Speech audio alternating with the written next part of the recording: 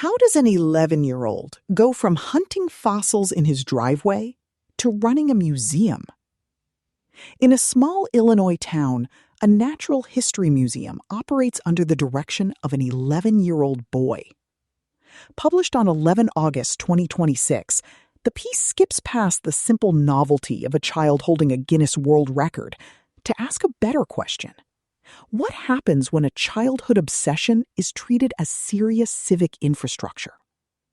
The reporting captures the leap from digging up fossils in a driveway to securing city grants, watching a kid with a mastodon femur build a real institution for his neighbors.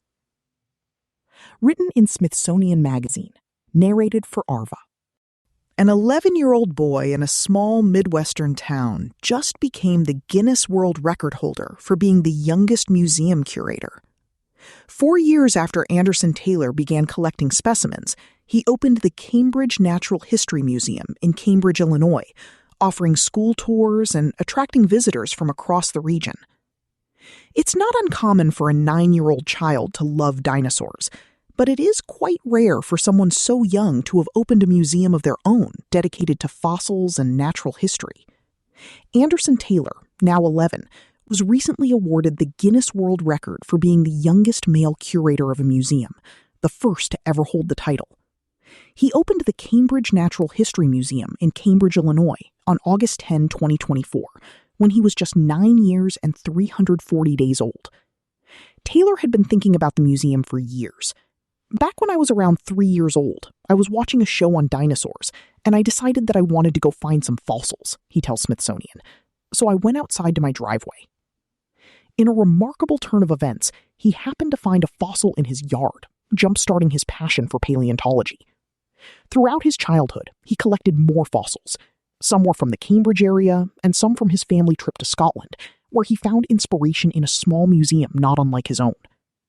At his school, he and his friends often dig through a limestone gravel playground to find archaeological treasures. When he was 7, Taylor began planning his museum as a place to store his collection and provide a space to teach others about the natural world. A grant from the city, bestowed after many presentations, helped provide seed money for his project. A GoFundMe allowed Taylor and his family purchase the building. "We can probably end up expanding our building outwards and build on a whole new section," Taylor says. "Plans always are changing, so if it does change, we'll have to find a new way." Located in downtown Cambridge, the museum is now a fixture in the city. Community members have provided support, including artifact donations, and the museum has drawn in hundreds of visitors.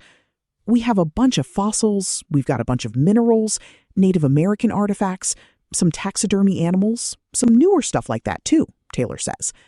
"Now we've got around 13 displays, and we're always getting more." "It's crazy to learn the stories of some of the artifacts you get," Taylor adds. His favorite fossil, of the 1,000 or so items in the collection, comes down to a tie between an opalized dinosaur bone and a mastodon femur. A popular favorite among visitors is the Tully monster, or Tully monstrum, the state fossil of Illinois. The museum has 3 of them.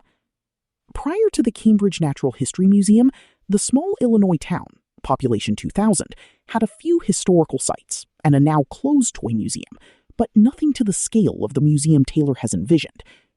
Taylor also delivers presentations to local school groups, both at his museum and on the road. Karina Sprung, the Taylor's next-door neighbor, attests to being a regular visitor to the museum. "His passion is contagious," she says. "His public speaking is just amazing to me. As young as he is and as knowledgeable as he is, he really loves to get up in front of people and share all the different things that he's learned. It's like his museum has more than the borders of the walls." "I love that he brought this to our small community," says Logan Meyer, a Cambridge local who works with Taylor's father, John.